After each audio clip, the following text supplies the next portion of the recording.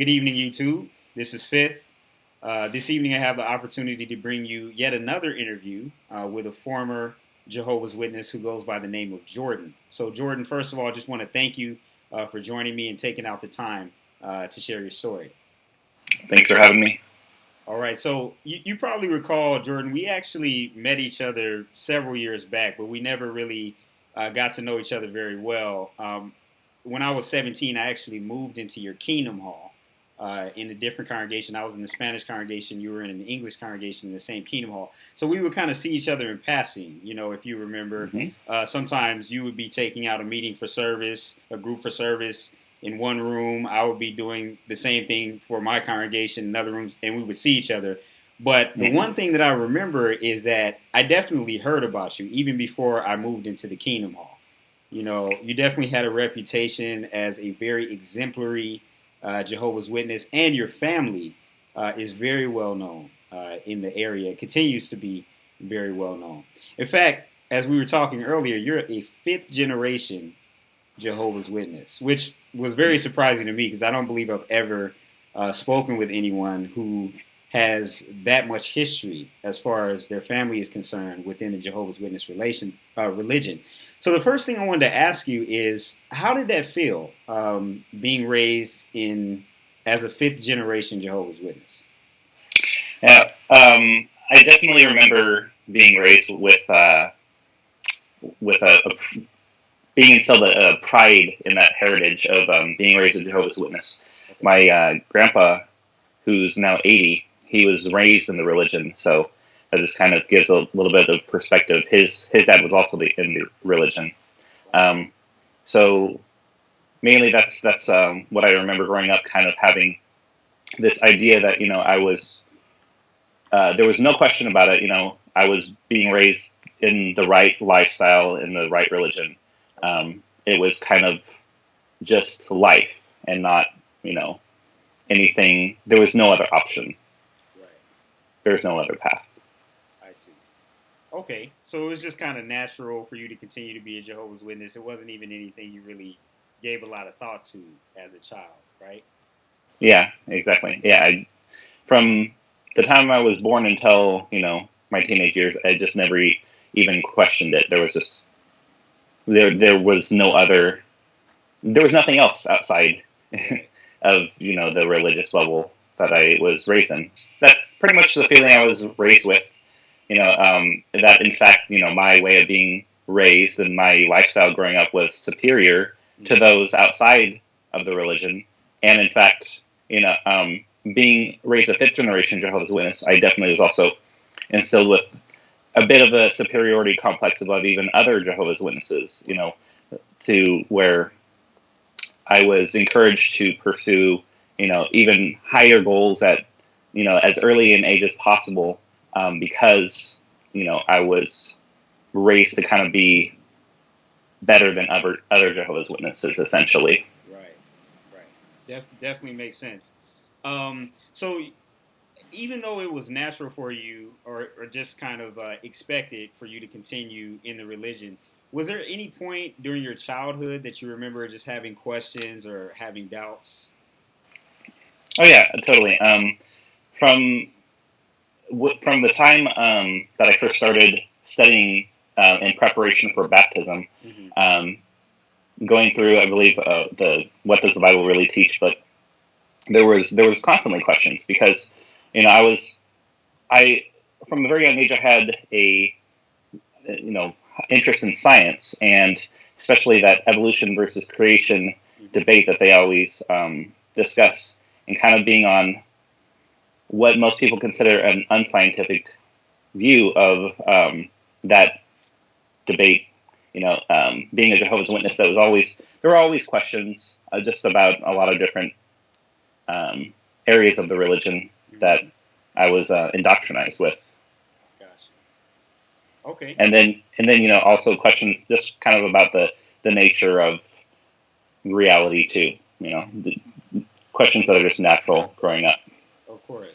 So as you had those questions, I'm curious if you vocalized that, if you ever asked your parents about that, and if so, what kind of response did you get from them?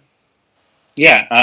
So most of the time I would be studying with my mom, Mm-hmm. and she definitely tried her best, and she would, whenever I would have questions, Mm-hmm. she wouldn't just shut them down. Okay. She would do her best to answer them in a reasonable manner, but still, basically referencing literature from the organization. And I remember there were often specific instances on a few different issues where basically the reasoning to these doctrines were this may not make sense from a human standpoint, but essentially take our word for it, because we're the mouth of God. Exactly. So that's what it came down to for a lot of different things for me. I mean, I could question to a certain extent, but after that can only go so far. After a little bit of questioning, essentially the stance was, push away your doubt, just accept it for now. Right. So, did that discourage you at all from just asking questions, or did you just continue to ask questions as you got older? Um, I asked questions before my baptism, and maybe one here and there, throughout my teenage years. But after a while, it kind of tapered off because I started getting deeper into the organization and started accepting the what's called the ever increasing light, quote unquote, from the organization, and just stopped questioning it after a while and just accepted it as it came down. Exactly. Okay. Now you mentioned your baptism. You said you were questioning things even prior to that. So how old were you when you got baptized? I was 8 when I became an unbaptized publisher, and I was 12 when I was baptized. Wow. Okay. It's very young. A child, essentially, right? Mm-hmm. Yeah. So, were there ever any other responsibilities that you attained in the congregation after you were baptized? Yes. While I was in grade school, during the summers, I would do auxiliary pioneering for usually 2 to 3 months out of the year. Then when I was 15 and in high school, I started doing independent studies that freed up or made my schedule at least flexible enough to where I was able to regular pioneer from the ages of 15 to 17. And then partway through that, when I was 16, I was appointed a ministerial servant. And I believe that's pretty much the youngest possible age that you could be appointed. Yeah, pretty much, yeah. So yeah, with good reason. Like I mentioned before, you were definitely very well known. As an example of a young Jehovah's Witness that was worthy of imitation at that time. So one thing I wanted to ask you, your pioneering experience, especially starting so young, how was that experience for you? How was pioneering? The thing that I enjoyed most about pioneering was definitely the social aspect. It really gets you out there and helps you to meet other people in the organization. Um, there was always a bit of awkwardness, as is natural with just randomly walking up to people at their door or on the street. But for the most part, I feel like I enjoyed it. Okay. So yeah, that's essentially what I remember from my experience as a regular pioneer. Okay. And do you remember anything about, since you were appointed so young as a ministerial servant, do you remember what that experience was like for you, how you felt about that? With becoming a ministerial servant, that kind of inflated my ego to a large extent, for sure. It definitely comes with a little bit of a sense of authority in the congregation, and you're looked to as an example even more so than when I was a regular pioneer, and I would have people coming up to me asking me for advice, and so yeah, I gotta admit it was kind of a little bit of a power trip for a little while. Yeah, I could definitely imagine, especially at that age. So how long were you a ministerial servant? I believe I was only a ministerial servant for about 8 months in total. I guess before it all came crashing down, if you want to put it that way. I every summer from like the age of 14 through the age of 17, I would do a need greater trip to somewhere, usually somewhere in the Midwest, like Idaho or Wyoming, somewhere where the need is great. So I went on a need greater trip, and as often happens, with young people going out and meeting new people, I met another Jehovah's Witness girl and developed a romantic interest in her. And then, after the trip, I had to, come back to my home, and, we had a long distance relationship for a time after that. And then we ended up having what, Jehovah's Witnesses would have considered inappropriate conversations over the phone. And I ended up self-reporting because of guilt. And so at that point I had a judicial committee and was publicly reproved for that, and had all my privileges taken away. And I was about 17 and a half at that point. Okay, so at that point, you weren't quite as busy. You definitely would have had more time on your hands, more time to think. At what point did you start to have more serious questions, more serious doubts, as far as whether you had the truth or not? Well, after I graduated around that time from high school and I was going to college, which, as Jehovah's Witnesses will well know, it's something that's kind of discouraged, higher education. So I was going to college in preparation for going, beyond that to a university program. So there was one class that stood out as kind of like a catalyst for my critical thinking and doubt. That was an ethics class where controversial issues were discussed and debated. All the major hot button topics, death penalty, abortion, all those different things. And then there were a few kind of more minor, not as well publicized issues that were discussed. And one of them was the blood issue with Jehovah's Witnesses. And the instructor of the class was actually a part of an ethics review board for a local hospital that was called upon to discuss and make decisions in certain medical cases. Okay. So I remember essentially being the odd man out in that debate. I pretty much argued the standard response of the Jehovah's Witness organization on that. And I just remember after kind of being annihilated with critical thinking and logic, I realized that a lot of my long-held beliefs were pretty much indefensible when brought up against critical thinking and logic and reasoning, especially in this situation. Gotcha. So basically, at the end of that, it sounds like your faith was not really intact at that point. Am I correct? Yeah, it was starting to crumble for sure. I see. I was about 18 at that point, and I shortly after that, I just realized that I no longer believed most of the things that I had been raised with. Okay. So at that point, I was still in the organization, still going to meetings, occasionally going out in field service, okay, but my heart wasn't in it, and it didn't match my internal philosophy. So why did you feel compelled to continue attending the meetings even though you didn't even believe in it? Well, I still lived with my parents. That was probably the only reason. So I had certain expectations that I had to live up to in order to continue living in their house, for one thing. And it was from a very early age, it was made very clear that if I decided to leave the organization, I would be shunned and cut off.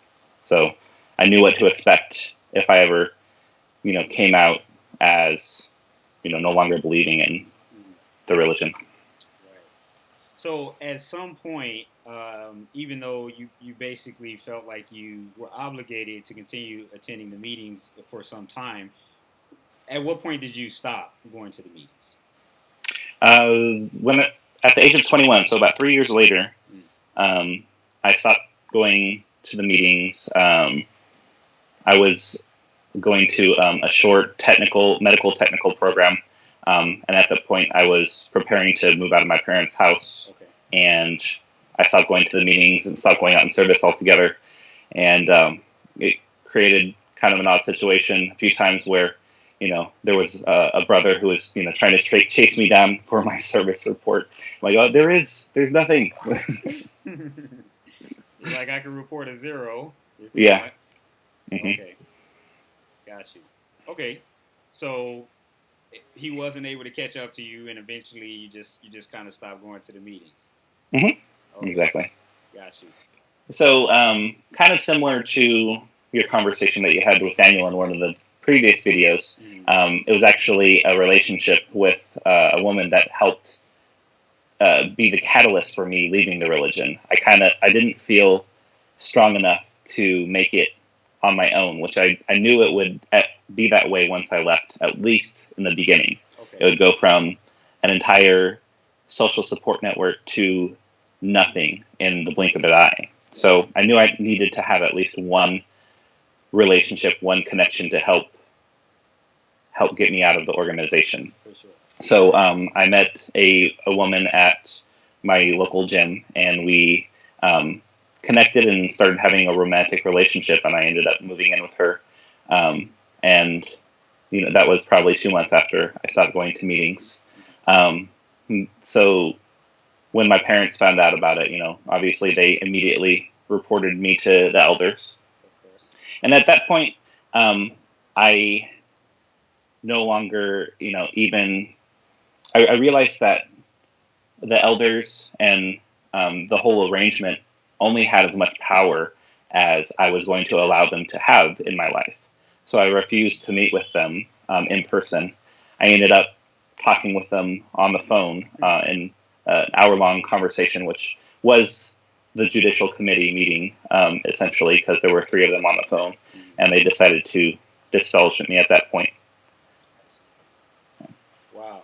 So at that point, how did your relationship with your family change, and what is it like now?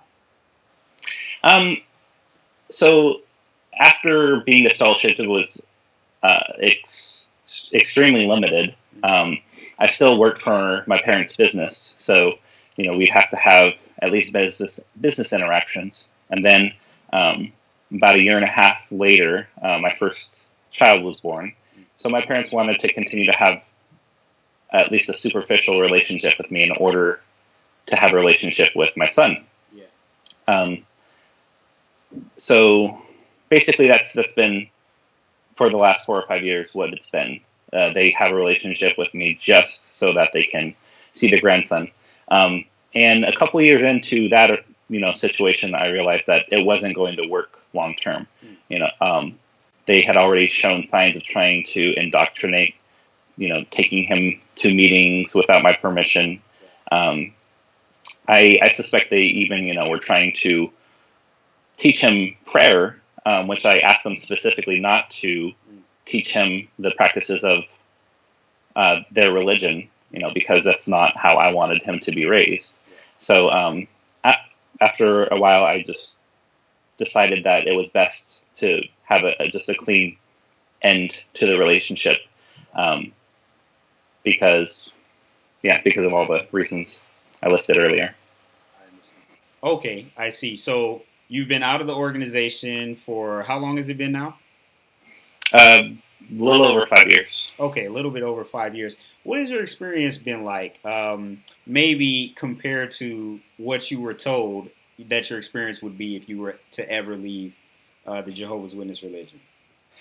When I first left, I was definitely fearful. I was definitely scared of what would happen and who I would meet, because there's definitely a level of fear-mongering that goes on, where you're told that people outside the religion are of Satan's world.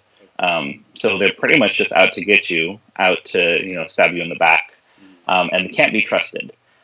And so I kind of came into it with that attitude. But shortly afterward, I started realizing that all these new people that I'm meeting, obviously not all of them are trustworthy, but there are a lot of them that are extremely good people, honest, loving, and caring. And I even have met some who are far more loving and caring than anything I ever felt or experienced in the organization. So it completely destroyed these ideas that I had been raised with about people outside of the organization. For sure, and I know I can definitely relate to that. The governing body completely demonizes anyone that's not a Jehovah's Witness. Even some people who are Jehovah's Witnesses that aren't devout, that aren't doing everything they're supposed to do. So it creates a very narrow view of people that could be even considered good people, essentially. Mm-hmm. So I know a lot of us have had experiences and realized that people that aren't Jehovah's Witnesses, one thing we notice, for example, is their love is unconditional. They don't care if we remain Christian. They don't care if we're atheists. Mm-hmm. They're just our friends because they're our friends, Mm-hmm. So in a lot of ways, it's a huge advantage mm-hmm. over your Jehovah's Witness relationships, which is so contrary to what you're told. Mm-hmm. Exactly. Yeah. So obviously now you have a completely different mindset than you did as a 12-year-old child when you got baptized. So mm-hmm. especially since, again, you were 12. I've mentioned in another video, I was 9 when I got baptized. My mother was 7. I remember when I was in pioneer school. Wait, did you say your mother was 7 when she was baptized? My mother was baptized at 7. That might be the youngest I've ever heard. Well, wow. I'm about to beat it right now. So when I was in pioneer school, mm-hmm. I remember one of the pioneer sisters saying, "Oh, my daughter just got baptized over, or last month, because pioneer school is during the summer." And so, she was mentioning, "Yeah, my daughter just got baptized." And somebody said, "Oh, how old is your daughter?" She said 5. Wow. 5 years old. But just compared to child baptism, Yeah. I mean, Jehovah's Witnesses love to hate on the Catholic practice of child baptism. Right. But it's scientifically proven that a human being, does not have their thinking faculties completely developed until young adulthood in their early 20s. So essentially, it's no different than child baptism. Mm-hmm. Kids being raised by their parents, children really desire and yearn for the approval of their parents. And if they know that that's going to get the approval of their parents, then of course they're going to get baptized as early as possible. If that's what their parents are encouraging them to do. And looking at the statistics, I believe, I can't remember where I first saw them, probably on JW survey, that people who are raised in the religion, their retention rate is only 30 or 40% at most. 60 to 70% of people are out of the religion by their adulthood. So to me, the people who are up top, they must know those numbers. To see those numbers and realize that more than half of these kids getting baptized this young, they're going to essentially be different people by the time they're adults, because, just with personal growth, that's what happens. People grow up, they start believing different things, they start thinking differently. Most of them are going to be out of the religion, and with this contract that we're having them sign with their baptism, it's going to destroy families. That just seems like an immoral proposition to me. And then, Jehovah's Witnesses, they love to hate on other religions that are sometimes put in a similar category by the outside world, such as Mormonism and Scientology. They often say, "Yeah, we're nothing like them. They're cult religions. They're bonkers." Scientology has children sign a 1 billion year contract. Jehovah's Witnesses have children sign a contract that doesn't end with their baptism. Absolutely. So, there's a lot of ethical issues with kids getting baptized, basically. For sure. Yeah, that's very true. As a child, you pretty much go along with whatever your parents say. Sometimes I think we could have been in another religion and it would have been the same thing. It didn't really matter what was being taught. You're just following what your parents say. And to sign up, to make a lifelong dedication to something at that age, at that very impressionable age, is a very scary proposition. Hmm. If as you really think about it, as you articulate it. So, another question I have for you, Jordan, is for any maybe current Jehovah's Witnesses who are watching this interview, who may be beginning to have doubts but are scared to explore those doubts. Is there anything that you would say to them? Um, some just thought processes that I had Mm-hmm. when I was leaving.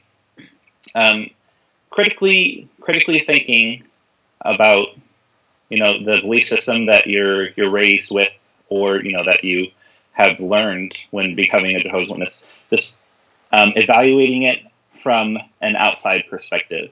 The organization really stresses and encourages you to only look within their approved sources of information.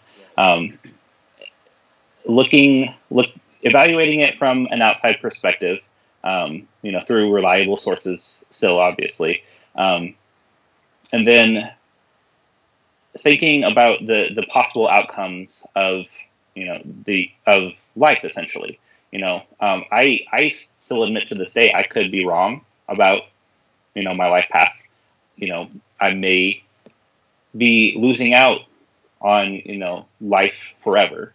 I don't think that's a very high likelihood. To me, what is a much more likely scenario is that this is the life I have, Mm-hmm. and if that's the case, then I want to use this life to the fullest instead of going with the former proposition. If I stuck with the Jehovah's Witness beliefs that I was raised with, um, then I feel like I would be living my life, essentially wasting it in service to an organization. Um, so that's one thing that I would encourage, doubting Jehovah's Witnesses just to think about, just to critically evaluate their belief system. Exactly. Exactly. I like that point that you said about the probability. Anything is possible, you could say, but the probability that you could be wrong and dedicating your life to this organization is at least worth. It's probable enough to make it worthwhile to do some serious investigation. Hmm. And outside of the publications authorized by those who lead that same organization, Hmm. right? We would Yeah, do that with anything else in life. exactly. So, Jordan, really want to thank you for taking time out of your evening to share your experience. Again, speaking with someone whose family goes back 5 generations within the Jehovah's Witness religion, I believe is a unique perspective. And I definitely appreciate you adding your voice to that of the ever growing ExJW community. Yeah, no problem. Thanks for having me, and I appreciate the work that you're doing, Cliff. Thanks a lot. Thanks a lot. Well, have Hmm. a good night then. Thanks, you too. All right.